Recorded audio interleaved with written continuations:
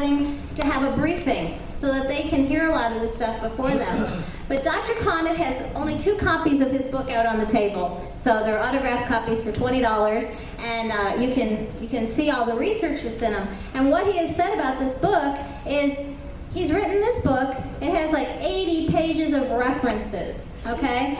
And there's never been any, how do you put it? There's never been any written response. Written response. So what they like to do is demonize us and say we don't have anything to talk about or whatever. But when there is something to talk about, they like to ignore it. So Dr. Connett, 18 years he's been studying fluoridation because his wife kind of pushed him into it. So he was studying waste management and incineration and dioxin. So well respected, so well paid. He was a 30-year professor of chemistry. He had his life going very well. And then his wife told him about fluoride, and once he got the taste, just like Dr. Osmondson, it's been 18 years of him trying to expose it to people and being ridiculed for it and running from one city and country to another. But we are very lucky to have him here tonight. I want him to get to his program. Please welcome Dr. Paul Connett. Yeah. Yay! All right.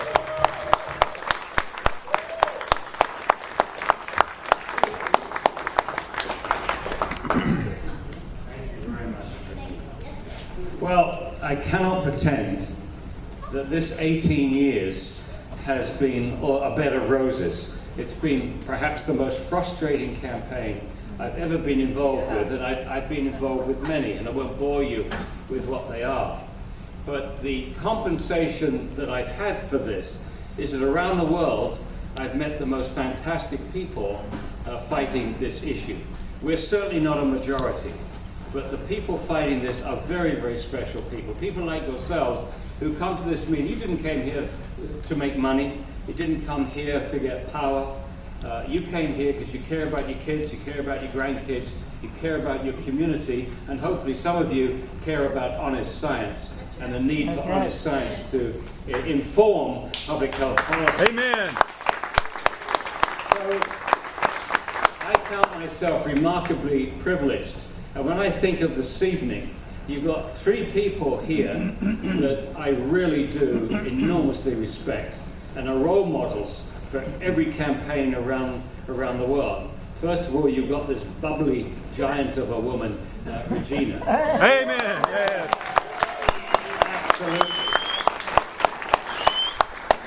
One of the extraordinary bits of biology I learnt at school, and I didn't learn much, was that mushrooms were able to pierce through concrete. And I think of Regina as a mushroom bursting through concrete. And then another great person and somebody I respect greatly is Bill Osmondson. I mean, he risked a huge amount. I didn't risk a huge amount coming out as a faculty, tenured faculty member coming out against fluoridation. But Bill risked a great deal, but he's persevered and it's not often that a professional person will come out in public and say, I got it wrong, I made a mistake, and now I'm going to speak the truth. That's fantastic. And the third person is your counselor here. I've spoken before many city councillors, and it's rare to have somebody who just speaks the truth, the plain truth, and does what he thinks is right, regardless of what crap the other side's going to throw at him for doing that. So I think you should be very proud. I'm just sad to hear that your tenure you're going to the end of your career on that, but hopefully you can work with Regina and make this group a really formidable force here in Dallas. Okay, well, as you heard, I've been involved for 29 years fighting incinerators and promoting more sustainable alternatives. And that has taken me to 49 states in the US, 7 provinces in Canada, and 61 other countries, 62 in a few weeks. I never expected that to happen. And I say that by way of saying that when my wife asked me to get involved with fluoridation, I was so busy doing this and teaching chemistry full time. I really didn't want a third issue, and I didn't want one that was going to stigmatize me as Looney Tunes. So last year, I published this book. It's called The Zero Waste Solution, Untrashing the Planet One Community at a Time. I'm one of those people that do not think that the great changes on this planet are going to come from the top. I think they're going to come from the bottom, from one community at a time.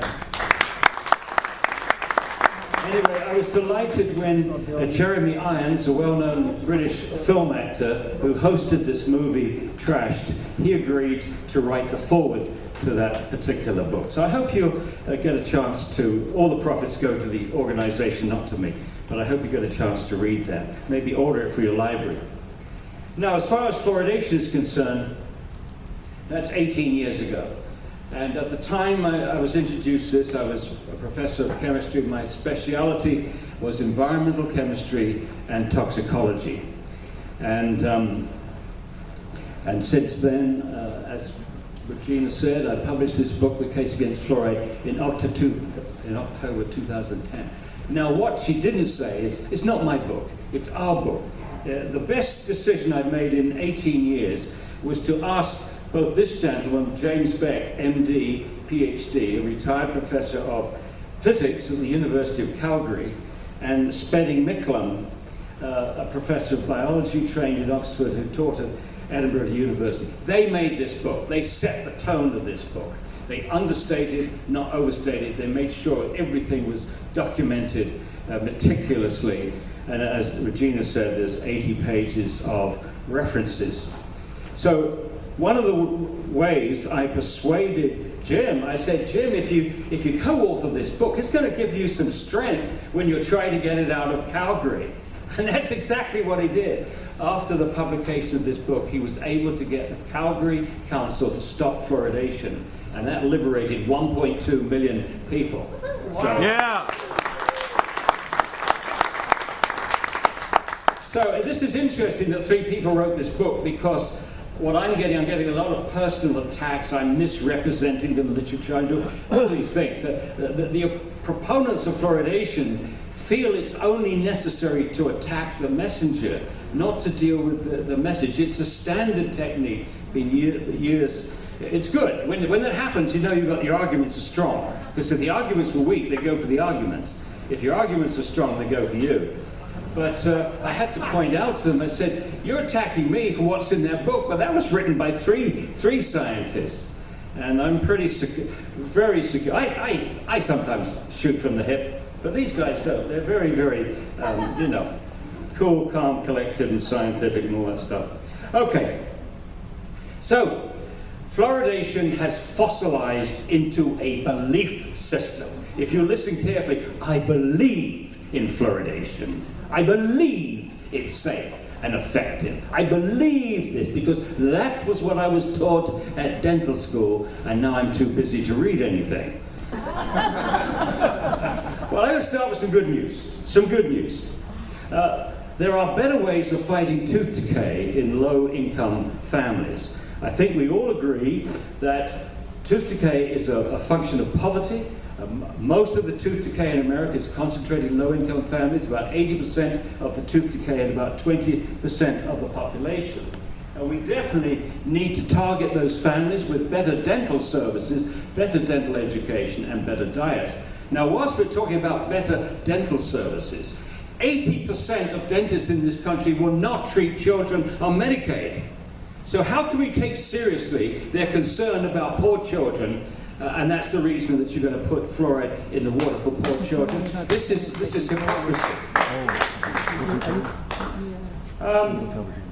Anyway, children of low-income families shouldn't be forced to swallow a substance that their parents cannot avoid. And secondly, we know is worse for low-income people, because low-income people will normally, statistically, will have a poorer diet.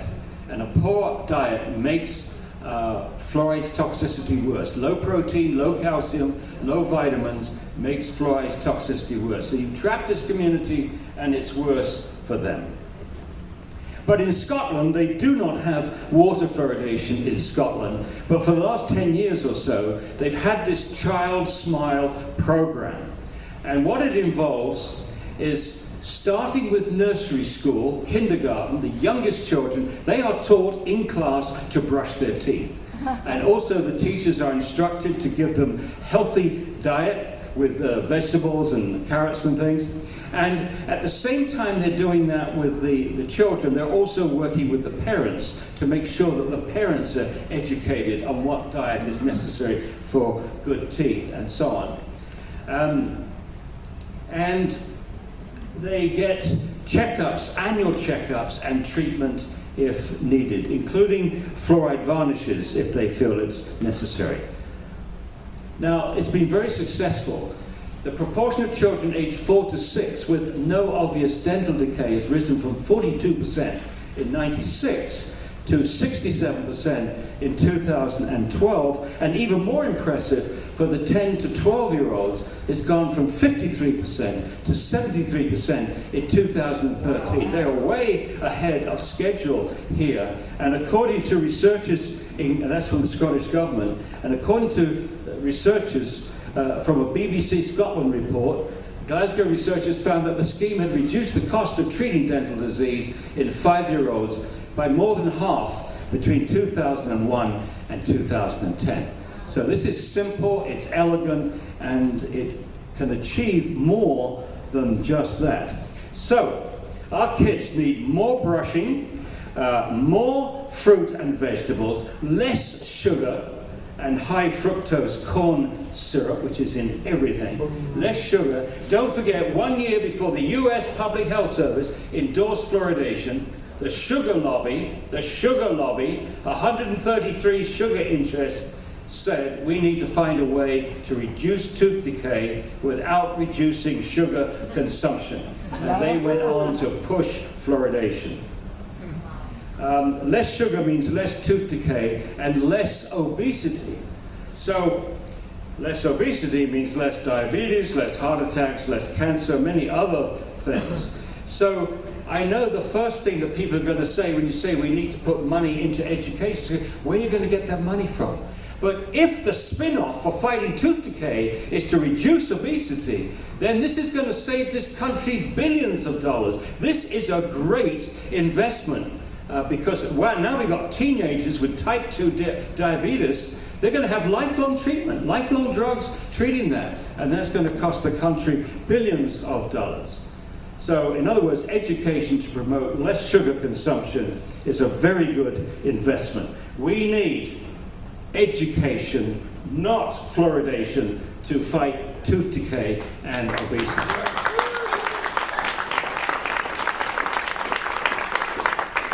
Now, I would very much like to hear from people, maybe in weeks to come. I'll give you my email address. One of our problems that Bill and others and I have is we overwhelm people. We give people so much information that they don't remember too much of it.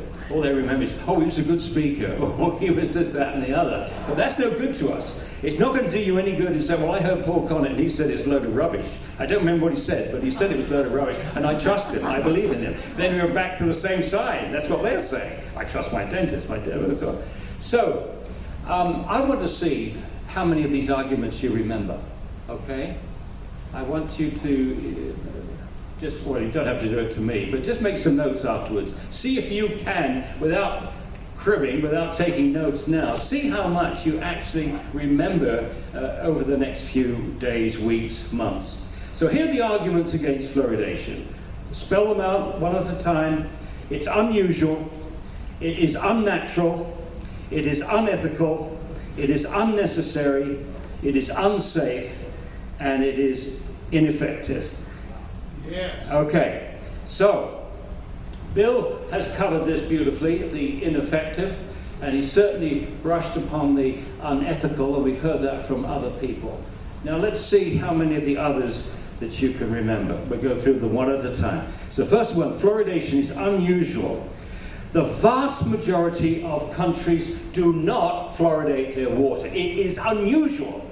Now this is important because there are people walking around the United States think that this is the norm, that cities that are not fluoridated, like Portland, are meant to be behind progress. They're not with the norm, what people are doing. In fact, they are in the majority. The people that don't drink fluoridated water are in the majority on this planet. That over half the people drinking fluoridated water live in North America. 97% of Europe is not fluoridated. 97%! And there are some countries which fluoridate their salt, like Austria, France, Germany, and Switzerland, but the vast majority of countries neither fluoridate their salt nor their water. There are a few more from former Eastern European countries, Czech Republic, Slovakia, and Spain, which also has some water fluoridation. But again, the majority of European countries neither fluoridate their water nor their salt. And yet, according to the World Health Organization, tooth decay in 12-year-olds is coming down as fast in non-fluoridated countries as fluoridated ones. And Bill showed you a graph, and I'll show it, I split it up. If you were living in one of these fluoridated countries, you could point to these graphs, look, fluoridation is working. Look, with the time, the tooth decay in 12-year-olds is coming down. You say, wait a moment, have a look at these non-fluoridated countries and look at the rate with which the tooth decay is coming down. And put them all together. This is the graph that Bill showed. But here, look, this is 12-year-olds. Can you tell which country, which of those has grown up in a fluoridated and a non-fluoridated country? I don't think you can. So that's so obviously countries which are not fluoridating water are not suffering the great calamity that we are told will happen if Dallas was to stop. Second, fluoridation is unnatural. Now, you'll notice with the propaganda that the promoters put out, you'll find the word natural. Count the word natural that you see on those pamphlets. Fluoride naturally occurs in water. This one I just saw just a few days ago in Prince George, British Columbia. Fluoridation, Mother Nature thought of it first. Fiddlesticks! Fiddlesticks! Mother Nature gave us a very good guide on this issue, which I should get to in a moment. The level, they are confusing. This naturally occurs in water. They're confusing geology with biology. The amount of fluoride that you have in the water depends upon what rocks you have nearby. Nature didn't have anything to do with what those rocks are. That's geology. That came before nature. Geology, rocks, water.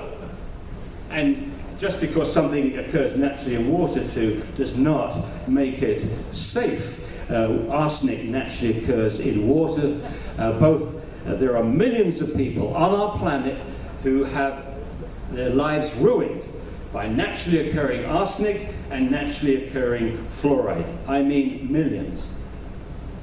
So, but nature has passed a verdict on fluoride after the rocks, after evolution, or during evolution if you like. This is nature's verdict, and Bill has already referred to it. The level of fluoride in mother's milk is extremely low. Extremely low. And this was the fact 18 years ago that made me realize there was something wrong here. Because if you believe the American Dental Association, every single woman on this planet is deficient in fluoride. That's right. Every single woman. We're not talking about deficiencies which come about because the woman herself does not have an adequate diet. But this is nature's verdict that the baby does not need fluoride. Yes. And it wasn't as if life evolved in the absence of fluoride, that this has come much later. Life grew out of the sea, the primeval slurp. The level of fluoride in seawater is 1.4 parts per million. So if nature could find a use for fluoride, she would have gladly grabbed it and used it. But there's not one biochemical reaction in the human body that needs fluoride. Not one. So nature has held this fluoride away. So when they say, oh, it's everywhere, it's in the rocks, it's in the water. Yes. Don't you see that what makes you such a reckless decision? There wasn't a shortage for nature to draw upon fluoride, but she didn't do it. It isn't in our bodies doing anything worthwhile, and it isn't in mother's milk where you would expect it to be if the baby needed it for healthy teeth, healthy bones, or healthy anything. What this means, of course, is that a bottle-fed baby in a place like Dallas is getting, in the case of Dallas, is getting 175 times more fluoride than nature intended. So the mother's milk protects our babies from fluoride. And in my view, it's reckless to circumvent that protection and put it in the water so that the uninformed citizen who's bottle feeding their baby is going to be giving that baby far too much fluoride. So the third argument is that fluoridation is unethical. We should never use the public water supply to deliver any medical treatment. At least two, Bill and Nancy here, both mentioned that. We've never done it. And so did the dentist. We have never done it with any other drug, any other medication, any other human treatment, any other vitamin, if you like. We've never used the public water supply to deliver medication. Yes, we put a lot of chemicals in the water, but that's to treat the water. This is exceptional when we use the water supply to deliver a drug for obvious reasons, which people have already mentioned tonight. Number one, you can't control the dose. An absolute no-no for pharmacy. Number two, you can't control who gets it. It goes to elderly people, it goes to sick people, it goes to people with poor nutrition, it goes to babies, it goes to people with poor kidney function who cannot get rid of as much fluoride as a normal kidney, a normal person with a normal kidney. And that's bad because half the fluoride that you take in each day, the kidney gets rid of. The other half accumulates in your bones. If you have poor kidney function, then the rate of accumulation in the bones is going to be greater, and your bones are going to get more brittle earlier than other people. And also, another person that should not get fluoride is people with borderline iodine deficiency. About 12 million people in this country don't have enough iodine. And we know that fluoride is particularly bad on the thyroid if you've also got borderline iodine deficiency. But it's totally indiscriminate. Of course, they love that indiscriminate thing because it goes to everybody. Nobody has to think about it. Nobody has to do anything. They just drink water in the normal way and they're getting, they say, treatment. But as Bill has said, the treatment isn't worth very much. And the third argument for being unethical is it violates the individual's right to informed consent to medication. Another way of saying that is that in Dallas, your council is doing to everyone what an individual doctor in Dallas can do to no one. An individual doctor could not do this to you.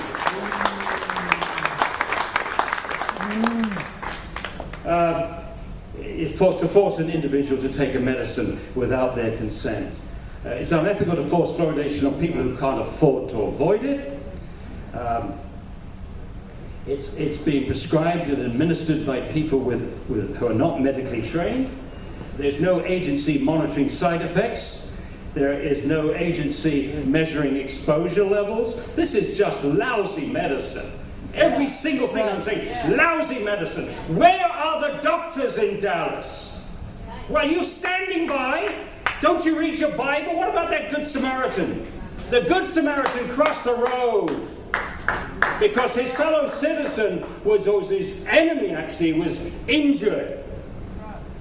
Where are the doctors? I really want to know. Where are the doctors? There's one here. There are two here. They're on Wall Street. No. And sorry, that gets me upset because we should.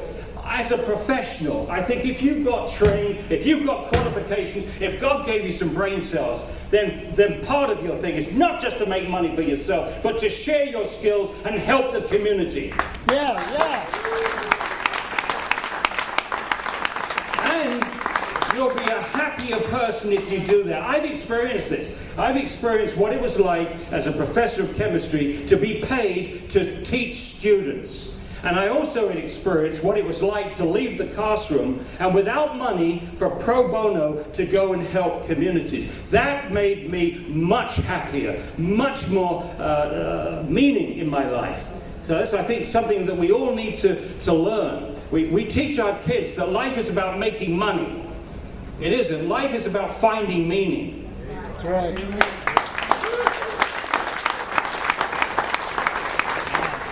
Some people should not be exposed to fluoride. People, I've mentioned it already. That's unethical to expose them. Black, Hispanic, and other communities of color appear to be more sensitive to fluoride. We've already heard from Bill that the dental fluorosis rates are higher in black communities and Hispanic communities, and that information is not being communicated to those communities. No agency accepts responsibility for harm if and when it is demonstrated. So if this issue begins to grow and there are hearings in front of the council, doubtless the ADA will push into, and the Pew Foundation and the others will push into your council. Lots of people saying the ADA supports this, the FDA, no, it wasn't the FDA, the CDC, blah, blah, blah, all these professional bodies. But the thing to remember is not one of those bodies accepts responsibility for any harm that's could occur. If harm occurs, it's going to come to the doorstep of your council and presumably the taxpayers. They speak a good game in these solo performances before council, but they don't take any responsibility. And guess what? Very few of them will actually come on a platform like this and debate Bill or myself. So they promote this like parrots. It's safe and effective, safe and effective, safe and effective, safe and effective. And defend it like chicken. In fact, I've got a tie on my case there. Of a chicken, so sometimes I put the tie on and debate my tie.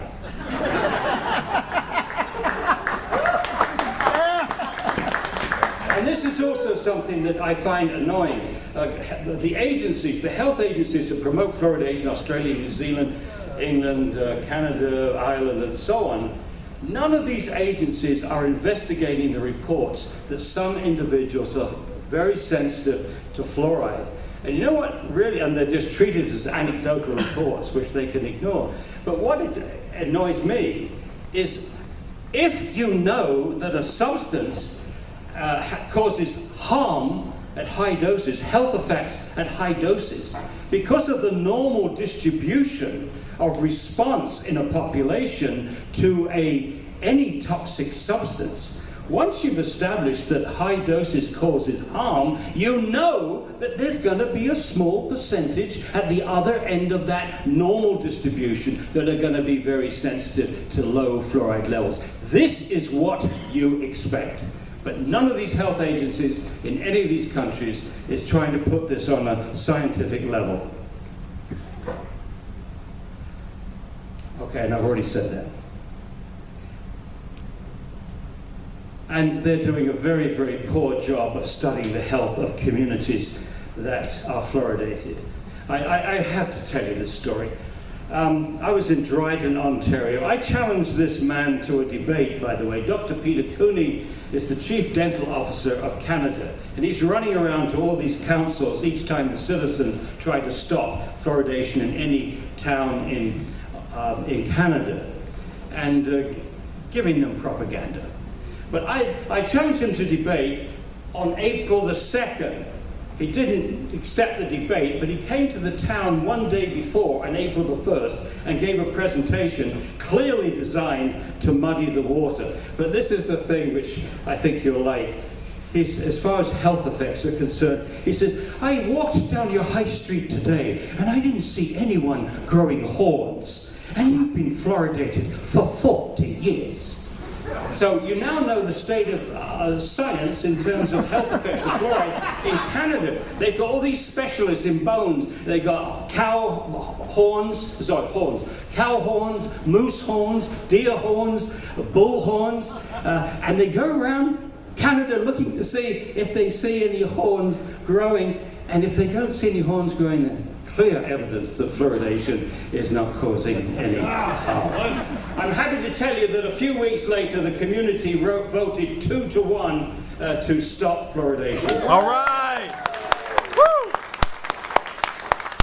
Fluoridation is unnecessary. There is no evidence that fluoride is an essential nutrient. As I've already said, there's not one biochemical process in the body that needs fluoride. Here we go. Here's the moment. I believe that fluoridation should never have started, but one moment when clearly it should have ended was in 1999, when the Oral Health Division of the Centers for Disease Control and Prevention, the CDC, conceded that the predominant benefit of fluoride is topical, not systemic. You've got to remember that one. It's really important.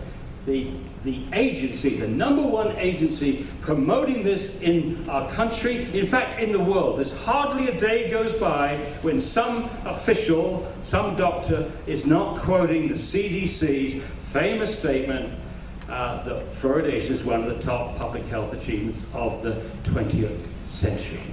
If they only knew the truth of it. But anyway, in this document, they actually admitted that the predominant benefit of fluoride is topical. Now, here's the exact wording. Fluorides carries preventive properties initially were attributed to changes in the enamel during tooth development. However, laboratory and epidemiologic research suggests that fluoride prevents dental caries predominantly after eruption of the tooth into the mouth, and its actions are primarily topical. That should have ended fluoridation. It should have ended it right there, because if fluoride works on the outside of the tooth, not from inside the body, why swallow fluoride and expose every tissue of the body to a known toxic substance when you can brush it on your teeth and spit it out? I'm not advocating fluoridated toothpaste. I'm just saying it's more rational than swallowing it. I haven't used fluoridated toothpaste for 18 years. If you're interested, look, if the truth be known, the key is to get your kids to brush their teeth with anything. Brush it with salt, brush it with sodium bicarbonate, better still use xylitol toothpaste, but brushing is the important thing. Want to know what the top 10 public health achievements of the 20th century was? The invention of the toothbrush.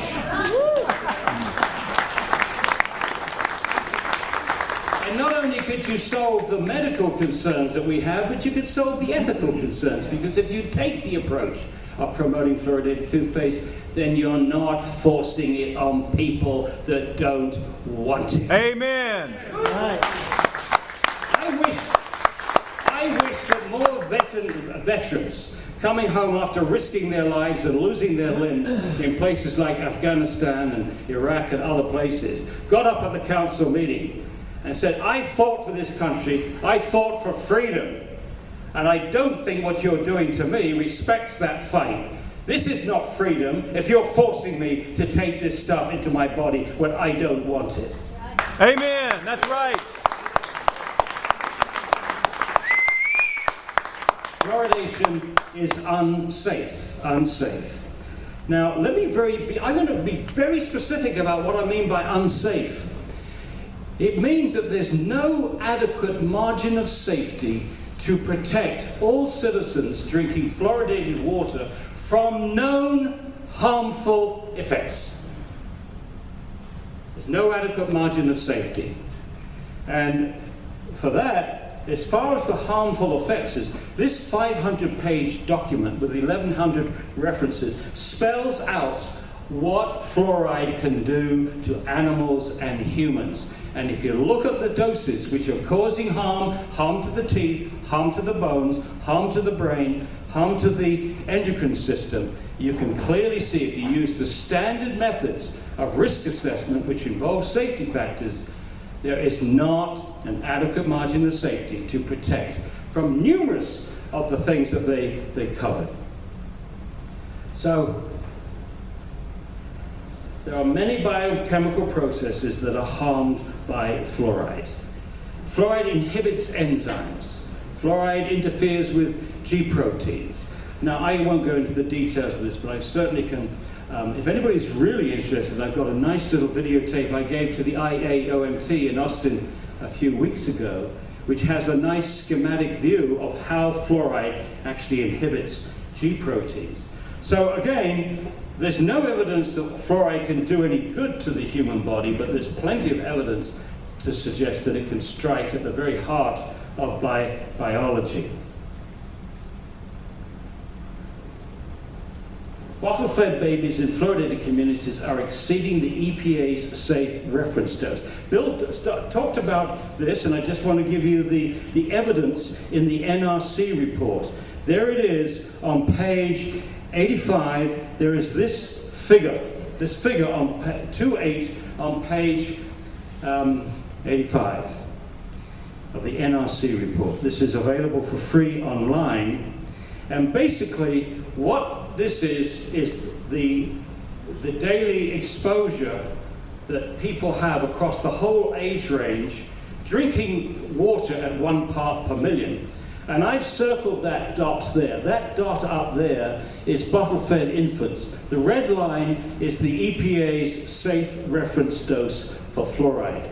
So clearly, bottle-fed babies are exceeding the EPA's safe reference dose. Now, why do I stress that? I stress that because on the day this massive report was published, it took them 3.5 years to write this report. It was the only review in the world, as far as I know, where the panel was balanced. They had 3 anti-fluoridation, 3 pro-fluoridation, 6 neutral, or not declared publicly.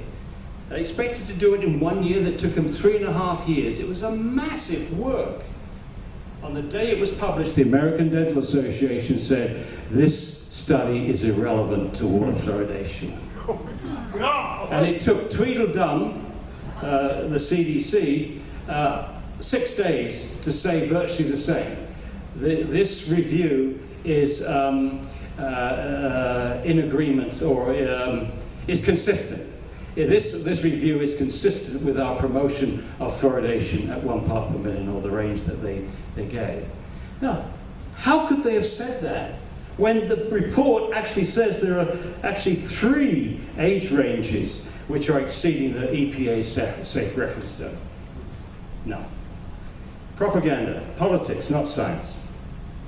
American children are being hugely overexposed to fluoride. A bill has gone through the total statistics on this.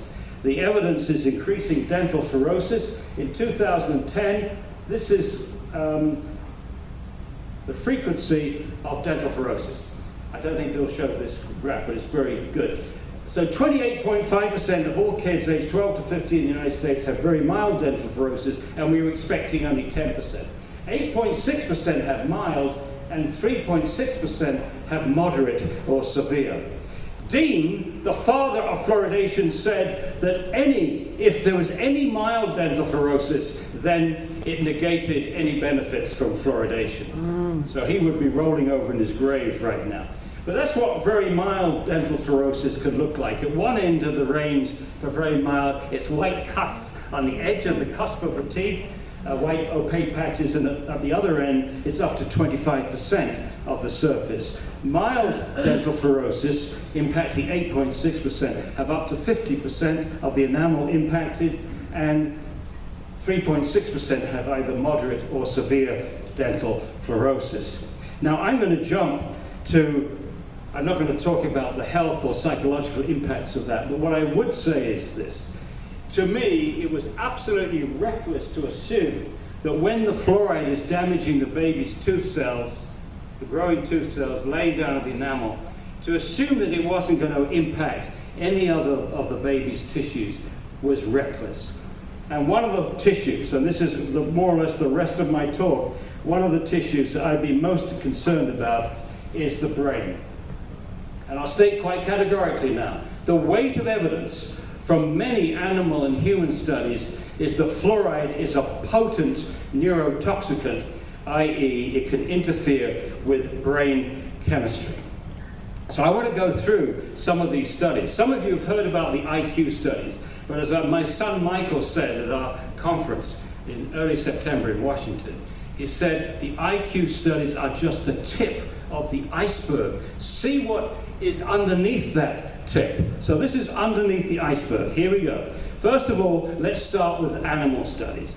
Now, I don't like animal studies, but the good thing about an animal study is you can control everything except the change that you want to observe. So you can have two sets of animals, one that has fluoride and the other thing absolutely identical, same caging, same food, same lighting, everything's the same except they don't have the fluoride, and then you investigate the changes.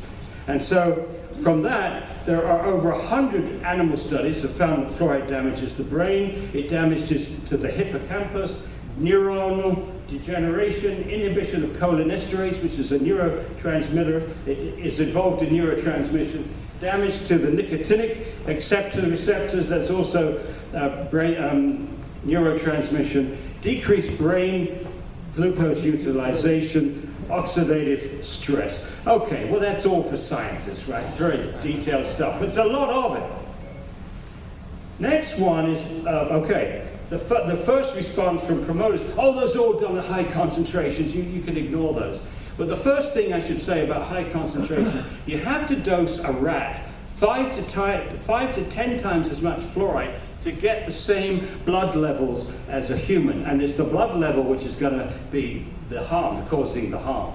So you have to dose the animals more. But in this study was done at 1 part per million. Rats were given 1 part per million fluoride in their water for 1 year.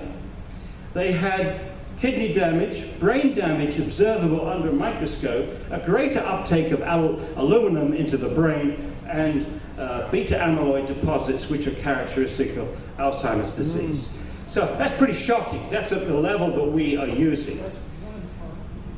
Secondly, and this is the one that I think is particularly important, there have been 30 animal studies which shows that animals exposed to fluoride are less able to learn and memorize. That's pretty important, right? You don't want anything interfering with your kid's brain that would make it more difficult for them to learn or memorize. So here's the list. 30 out of 32 studies have found an effect. And the way they do this, they put the animals in mazes, different kinds of mazes, and teach them how to find the cheese, right? And then then they give one of the said animals the fluoride and see how their learning continues. So they use Y mazes, T mazes, Morris water maze, novel object recognition test, open field test, low doses, as I said, 5 parts per million, probably be about the same as a human for 1 part per million. And in all these tests, 30 out of 32, the animals were less able to learn and memorize.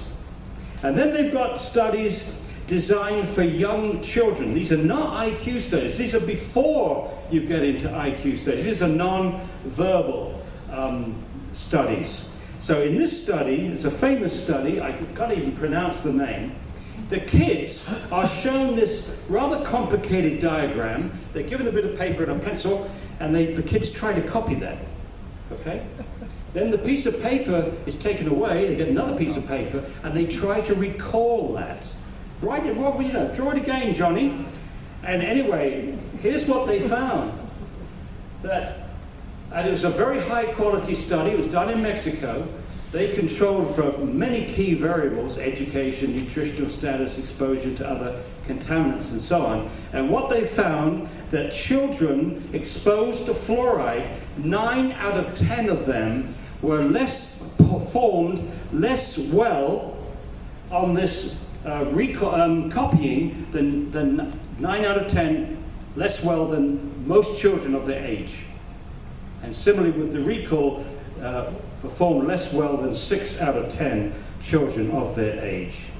And now we get to the IQ studies. There have now been 48 studies, and 41 of them have shown an association between fairly modest exposure to fluoride had lowered IQ in 4 different countries: China, India, Iran, and Mexico. And 17 of these studies, the fluoride water concentration was less than 4 parts per million. And that is the so-called safe drinking water standard in the United States. So when you hear these people saying, oh, these are high concentrations, you don't have to worry about it, 17 of these studies were done at levels which we call safe in the United States. Then the manure hit the proverbial fan in 2012 when a team from Harvard University, including Philippe Grandjean, world famous for his work on mercury and neurodevelopment in children, published a meta-analysis where they looked at 27 of the studies, 27 of these studies, and they compared, in each of these studies, they compared the IQ of the children in a high fluoride village with a low fluoride village. In most of these studies, the high fluoride was well water versus well water. In some of them, it was coal. Some rural Chinese cook with coal, heat with coal, dry their food, the corn, with coal. And that's a source of dental fluorosis. But most of the studies were done on water. And it was published in one of the leading environmental health journals in the world. They acknowledged, this team acknowledged that they didn't have all the information in all of these studies that they would have liked. Some of them were very good studies, some of them not enough information. But they also said the results were remarkably consistent, considering that these studies, take the 25 of them were from China, and 2 were from Iran. The ones in China were done in all different geographical locations in China, were done by different research teams, were done at different times.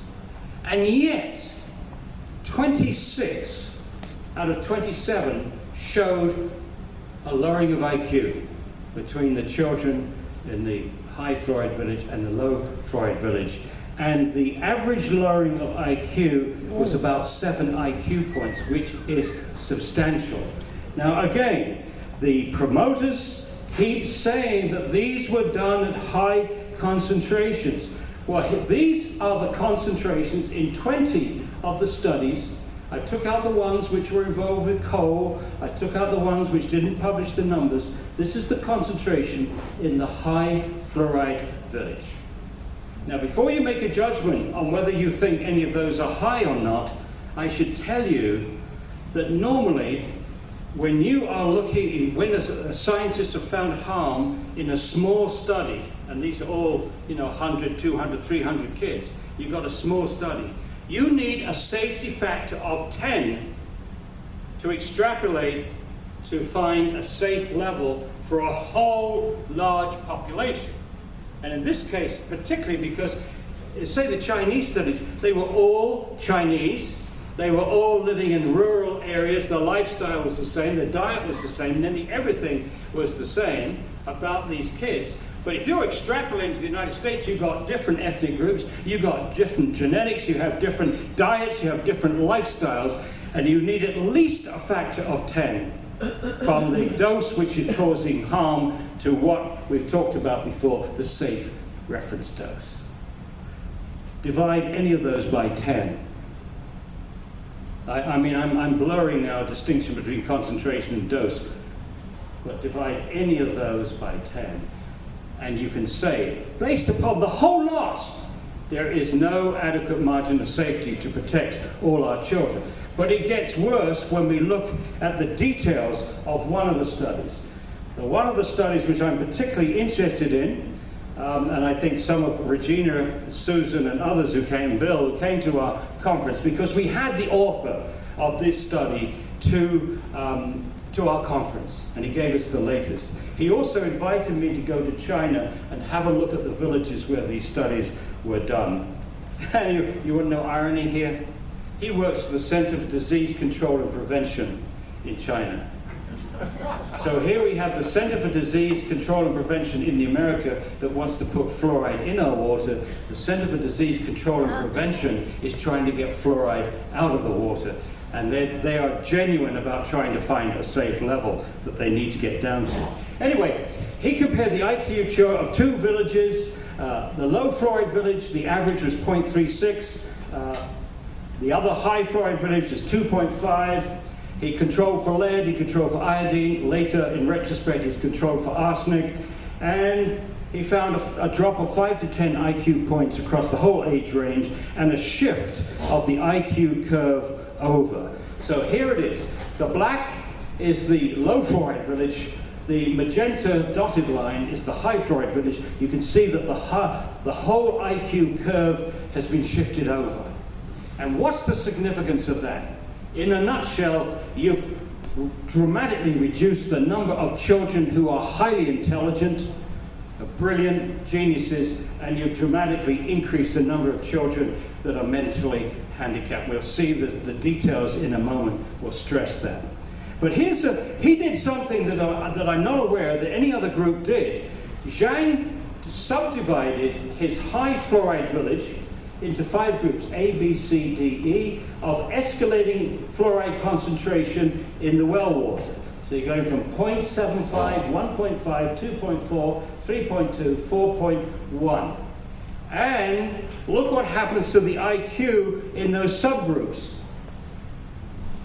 0.75, 99, 95, 92, 89, 78. So as the fluoride concentration goes up, the IQ goes down. Here it is plotted. Now that's exactly what an epidemiologist is looking for. It's called a dose-response curve.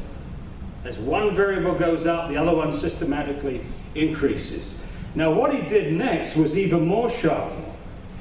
He looked at the percentage of the kids in each of these subgroups who had an IQ less than 80. That means less than 80, between 80 and 70 is borderline mentally handicapped. Below 70, mentally handicapped. Look how those numbers jump. None, that's 0.75. 1.5, nearly 10%. 2.5, 14%. 3.3, 21%. 4. 37.5%. So here is mentally handicapped going up with fluoride concentrations. Now, this is so devastating, this facts here. I will actually, let me save this up because I'm going to show you what this means on a population level in a moment. But can I just stress here, and I'll stress it again, the last children in this country that need a few IQ points shaved off their intelligence are children from low-income families. They're precisely the targets for this practice. So here are these dentists going around thinking that they're doing good thing to poor people, but if this science is solid, then they're the worst thing that they could do to these kids. The children in low-income families already have so many strikes against them as far as IQ. They have a poorer diet. They live in inner cities. They get more pollution than other people. Their families have less time to look after them. There's so many strikes. There's probably poorer schooling in the inner cities and so on. I'm talking about this statistically. Any family can escape the statistics. And so we go on. The lowest level at which Zhang found a lowering of IQ was 1.53, but you notice there's a standard deviation here, and if you subtract that from the number, then the lowest level is 1.26. That's what a toxicologist would do. The toxicologist looks for the lowest level, the lowest observable adverse effect level, and that's what goes into the risk assessment. And I think to state the obvious, if you're seeing a lowering of IQ at 1.26, you've got no margin of safety whatsoever. You don't even have a margin of safety to protect against the range of doses. There's some kids drinking 1.2 parts per million would get a higher dose than some of the kids drinking 1.26 if they were high water drinkers. And I tell you another thing, which makes this even worse. I asked Shang about this. Most of those kids do not use fluoridated toothpaste. They're in rural China. No, not fluoridated toothpaste. So our kids are getting more, in that respect, more fluoride. And also, most of those children were breastfed, not bottle fed. So those two factors, we have even less margin of safety. Our kids are getting more fluoride than those Chinese children in Zhang's test. I talked about the safety factor of 10. Grandjean said, fluoride seems to fit in with lead, mercury, and other poisons that cause chemical brain drain. All natural. And he's the author of the book published this year entitled Only One Chance. Now, this is right to the end now. You've been incredibly patient, probably spent far too much time. But IQ, like every human trait, is normally distributed, the famous bell-shaped curve. What does that mean? It means that most people have a value close to the mean, close to 100. But at the two ends is where important things are happening. This green area here is the fraction of the total. If you look at that area compared to the total area under the curve, that is the fraction of the children in our society who are very bright or geniuses. And this mauve area here is the fraction, again, that over the total, is the fraction of the kids who are mentally handicapped. Now, if you were to shift the IQ curve over by 5 IQ points, which we think we did when we had lead in gasoline for the whole population, 5 IQs down, a parent would not notice the difference in their siblings if they differed by 5 IQ points. You wouldn't notice that difference. A school teacher wouldn't notice that. So it's not obvious unless you do the testing, which of course we're not doing. But if you shifted by 5 IQ points, look what you do to the tails. You halve the number of geniuses in our society, you double the number of mentally handicapped. God. Now, if you are an official, a regulatory official, and you find out that a substance in common use has the potential to do that, you would do everything in your human power to get rid of that substance. Now, it might be incredibly difficult. Maybe this substance is something that they use in silicon chips, in telephones, the things that we all crave for, the computers and everything else, and it will make such a dramatic impact on society that people will scream, no, don't regulate that. But if it's something that we're deliberately adding to the water, and we can stop simply by turning the tap, wouldn't you think we would do it? Yeah. Wouldn't any reasonable person want to do that? Any reason? This man would. He would turn it off. Amen.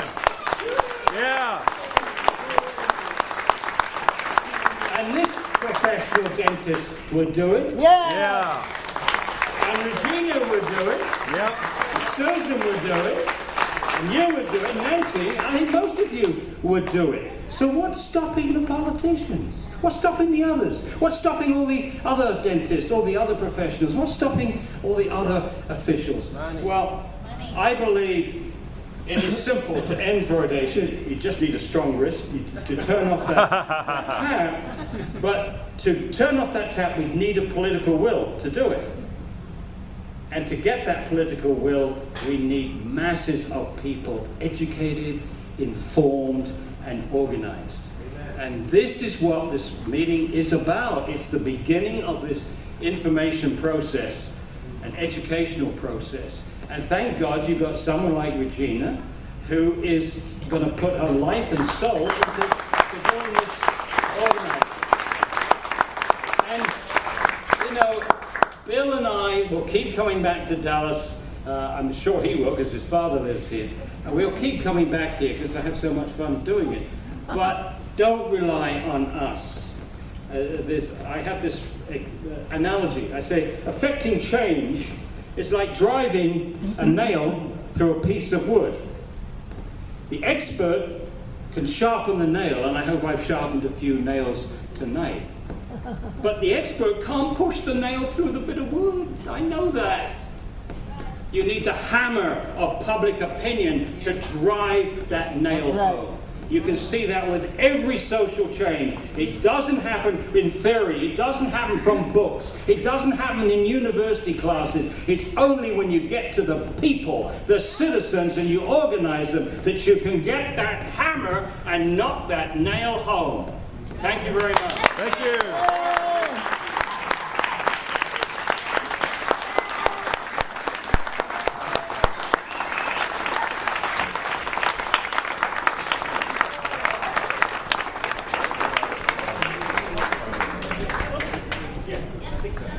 No.